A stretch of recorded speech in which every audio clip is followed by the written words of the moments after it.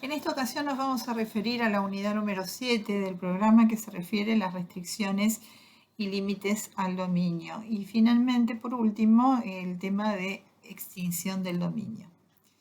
Nosotros partimos de la idea de que no hay derechos ilimitados, porque la misma esencia de que tenemos que respetar el derecho de los demás nos lleva a la idea de que no hay derechos ilimitados. Por sí mismos, todos los derechos traen en sí mismos, íncitos, el germen de la limitación. Cuando nosotros vimos el dominio, el concepto de dominio absoluto, vimos que las características eran precisamente la de ser absoluto, exclusivo y perpetuo. Pero vamos a ver que en materia del derecho real de dominio, ese carácter de absoluto no es tanto, porque la absolutez que se le declama en cabeza del titular del dominio muchas veces está limitada por razones superiores, razones que son mucho más importantes que la del interés particular o privado. ¿Cuáles van a ser? Bueno, hay una serie de principios generales del derecho que están limitando precisamente los derechos reales, así como otros derechos. Uno es el artículo 9 del Código Civil, donde aparece el principio de la buena fe. También el artículo 10, justamente del Código Civil y Comercial, que habla de tratar de evitar situaciones jurídicas que resulten abusivas. Y finalmente también el artículo 240 del Código Civil y Comercial, que prevé el respeto o que el ejercicio de los derechos, en realidad dice, debe estar limitado o subordinado al respeto por los derechos de incidencia colectiva, a las disposiciones de derecho administrativo y a todo lo que tenga que ver con el derecho ambiental, es decir, al respeto por los ecosistemas. Vamos a ver que en materia de derecho de propiedad van a aparecer restricciones y límites que están fundadas en razones de interés público, por eso vamos a hablar de restricciones y límites en el interés público, y restricciones y límites que van a estar inspiradas en el interés recíproco de los vecinos. Esos serían los dos grandes vertientes de por qué le imponemos al propietario de un derecho real de dominio una limitación a ese carácter absoluto que él tiene. Por supuesto que el interés público va a ser el interés colectivo, el interés de la mayoría, el interés realmente de la sociedad en sí misma. Y a veces vemos que este interés público aparece en cierta forma limitado a través de la sanción de estos códigos de planeamiento y edificación que fijan una serie de normas que deben aplicarse en determinadas zonas, no construir más allá de cierta altura, si se permiten o no se permiten construcciones con determinadas características. Todas esas limitaciones van a surgirnos de los códigos de planeamiento y edificación que en cada municipalidad van a estar rigiendo y estableciendo las diferentes zonas.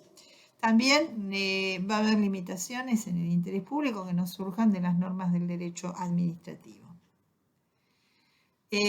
A la libre disposición jurídica también, porque puede haber prohibiciones, tanto cuando se realizan enajenaciones a título oneroso, como a título gratuito, como en disposiciones de última voluntad. No enajenar a persona determinada, por ejemplo, sería una de esas restricciones a la libre disposición jurídica. En cuanto al camino de sirga, también sería otra disposición, otra restricción impuesta en el interés público. El camino de sirga se trata de un camino que debe establecerse de unos 15 metros de ancho, en las orillas, en ambas márgenes de los ríos, lagos, lagunas, arroyos, para coadyuvar en principio el ejercicio y el desarrollo de la navegación, pero también para garantizar otro tipo de situaciones como la flotabilidad, el poder recalar o no en determinados lugares, el ejercicio de la autoridad de control o fiscalización o policial que lleve el control en determinadas zonas. Y también hay limitaciones o restricciones que nos van a surgir del código aeronáutico y que van a estar establecidas en función de garantizar la aeronavegabilidad. por eso no se pueden establecer edificios o construir edificios demasiado altos con la cercanía a los aeródromos públicos, ni tampoco dejar de identificar esos montículos o esas construcciones elevadas a través de luces, o dejar despejadas las zonas como para facilitar la aeronavegación. También vemos que hay restricciones que están establecidas en el interés recíproco de los vecinos, y estas van a tener como finalidad precisamente mantener unas buenas relaciones de vecindad. Por ejemplo, las referidas a instalaciones provisorias o de paso, que pueden hacerse apuntalamientos o escaleras o toda serie de construcciones provisorias que permitan la reparación de ciertos edificios. También estarían incluidas dentro de estas relaciones o restricciones en interés de la comunidad o de las buenas relaciones con los vecinos, las llamadas inmisiones inmateriales. ¿Qué son las inmisiones inmateriales? Son todas aquellas cuestiones casi imperceptibles, pero que pueden llegar a provocarnos un daño, una molestia, una incomodidad, y que por supuesto pueden ser olores molestos, ruidos molestos, falta de aislamiento, que excedan la normal tolerancia.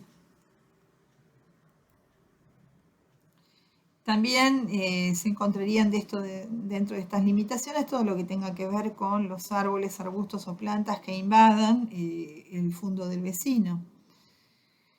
O el hecho de las aguas que deben naturalmente fluir de los fondos superiores hacia los fondos inferiores, no construir obras de canalización, por ejemplo, o de reflujo, repliegue, rechazo de las aguas que vengan de fondos superiores, o canalizaciones que invadan los fondos inferiores.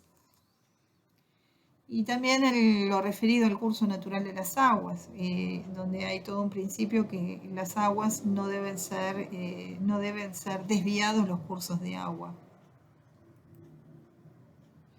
También el tema de luces y vistas, que no pueden realizarse construcciones con determinadas características que invadan de alguna manera la privacidad de los vecinos o los priven directamente de tener ventilación o iluminación de acuerdo a las normas de construcción de cada zona.